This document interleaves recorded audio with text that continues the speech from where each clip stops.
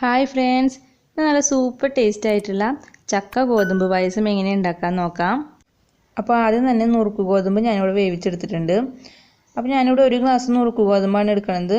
ഇങ്ങനത്തെ ഒരു ഗ്ലാസ്സിലാണ് ഞാൻ എടുത്തേക്കുന്നത്. ഇത് ഏകദേശം 50 ഗ്രാം നുറുക്ക് ഗോതമ്പ് ഉണ്ടാവും.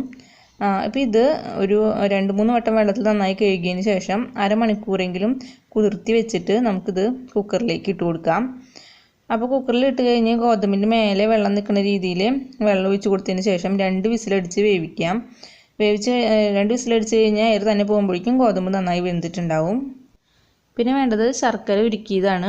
അപ്പോൾ ഞാനിവിടെ 1/2 കിലോ ശർക്കര ഒരു പാത്രത്തിലിട്ട് അതിൽ 1 ഗ്ലാസ് വെള്ളം ഒഴിച്ച് നന്നായി ഉരുക്കിയതിന് ശേഷം നന്നായി തണുക്കുന്ന സമയത്ത് അരിച്ചെടുത്തിട്ടുള്ള ശർക്കര നീരാണിത്. പിന്നെ വേണ്ടത് ചക്ക നന്നായി അരച്ചെടുത്തതാണ്. ഞാനിവിടെ നന്നായി പഴുത്ത 8 ചുള ചക്ക ചെറിയ കഷ്ണങ്ങളാക്കി എടുത്തതിന് ശേഷം മിക്സിയുടെ ജാറിലേക്ക് ഇട്ട് കൊടുത്ത് അതിലേക്ക് നേരത്തെ ഉരുക്കി വെച്ചിട്ടുള്ള ശർക്കര നീര് കുറച്ച് ചേർത്തതിന് ശേഷം നന്നായി അരച്ചെടുത്തതാണിത്.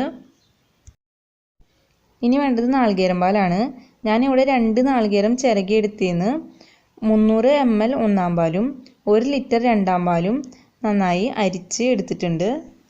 ഇനി ഇതെല്ലാം ചേർത്ത് നമുക്ക് എങ്ങനെയാണ് ചക്ക ഗോതമ്പ് പായസം ഉണ്ടാക്കാൻ നോക്കാം. പായസം ഉണ്ടാക്കാനായി ഞാനിവിടെ ഉരുളിയാണ് എടുത്തേക്കുന്നത്. അപ്പോൾ പായസം നന്നായി ഇളക്കാൻ പറ്റണ ഒരു പാത്രമായിരിക്കണം നമ്മൾ എടുക്കേണ്ടത്. ഇതിലേക്ക് ഞാൻ നേരത്തെ ഉരുക്കി വെച്ചിട്ടുള്ള ശർക്കര നീര് ചേർത്ത് കൊടുക്കുകയാണ്. ശർക്കര നീര് ഒന്ന് ചൂടാവുമ്പോൾ ഇതിലേക്ക് നേരത്തെ അരച്ച് വെച്ചിട്ടുള്ള ചക്ക ചേർത്ത് കൊടുക്കുകയാണ്. അതിനുശേഷം ഇത് നന്നായി ഒന്ന് മിക്സ് ചെയ്ത് കൊടുക്കാം. ശർക്കര നീരും ചക്കയും കൂടി നന്നായി യോജിച്ച് വന്നു കഴിഞ്ഞാൽ ഇതിലേക്ക് നേരത്തെ വേവിച്ച് വെച്ചിട്ടുള്ള ഗോതമ്പ് ചേർത്ത് കൊടുക്കാം. അപ്പോൾ ഇത് ഇട്ടതിന് ശേഷം ഇത് നന്നായി ഒന്ന് ഇതിലേക്ക് മിക്സ് ചെയ്ത് കൊടുക്കാം. അപ്പോൾ ഈ കട്ടകളെല്ലാം നന്നായി ഒന്ന് ഉടച്ച് കൊടുക്കാം. അപ്പോൾ ഫ്ലെയിം എപ്പോഴും ഹൈയിൽ വെച്ചാൽ മതിയാവും. ഒരു 2-3 മിനിറ്റ് ഇതേപോലെ നന്നായി ഒന്ന് ഇളക്കിക്കൊണ്ടേ ഇരിക്കാം. അപ്പോൾ ഗോതമ്പും ചക്കയും ശർക്കരയും കൂടി നന്നായി ഒന്ന് മിക്സായി കിട്ടും. അതിനുശേഷം ഇതിലേക്ക് നേരത്തെ മാറ്റി വെച്ചിട്ടുള്ള രണ്ടാം പാല് ചേർത്ത് കൊടുക്കാം. 1 ലിറ്റർ രണ്ടാം പാലാണ് ഉള്ളത്. ഇത് ചേർത്ത് കൊടുക്കാം. അതിനുശേഷം ഇടയ്ക്കിടയ്ക്ക് ഇളക്കി കൊടുത്തുകൊണ്ട് ഈ രണ്ടാം പാലൊന്ന് വറ്റിച്ചെടുക്കാം. ഈ സമയത്ത് ഇതിലേക്ക് ഒരു നുള്ളു ഉപ്പ് ചേർത്ത് കൊടുക്കണം. അപ്പോൾ ഞാൻ ഉപ്പിടുന്ന വീഡിയോ പെട്ടെന്ന് എടുക്കാൻ വിട്ടുപോയി. അപ്പോൾ നിങ്ങൾ ഉണ്ടാക്കുമ്പോൾ ഒരു നുള്ളു ഉപ്പ് ഈ സമയത്ത് ഇട്ട് കൊടുക്കുക. ഇപ്പോൾ രണ്ടാം പാലെല്ലാം വറ്റി വന്നിട്ടുണ്ട്. അപ്പോൾ ഈ ഒരു പരുവത്തിലായിരിക്കുമ്പോൾ ഇതിലേക്ക് ഒന്നാം പാൽ ചേർത്ത് കൊടുക്കണം. ഒന്നാം പാൽ ചേർത്ത് കഴിഞ്ഞാൽ തിളയ്ക്കാൻ പാടില്ല പായസം. ഒന്നാം പാൽ ചേർത്ത് ഇളക്കിയതിന് ശേഷം അപ്പോൾ തന്നെ ഫ്ലെയിം ഓഫ് ചെയ്ത് കൊടുക്കണം. അപ്പോഴാണ് നമ്മുടെ പായസം നല്ല ടേസ്റ്റ് ഉണ്ടാവുള്ളൂ. അപ്പോൾ ഞാനിതിലേക്ക് ഒന്നാം പാൽ ചേർത്ത് കൊടുക്കുകയാണ്.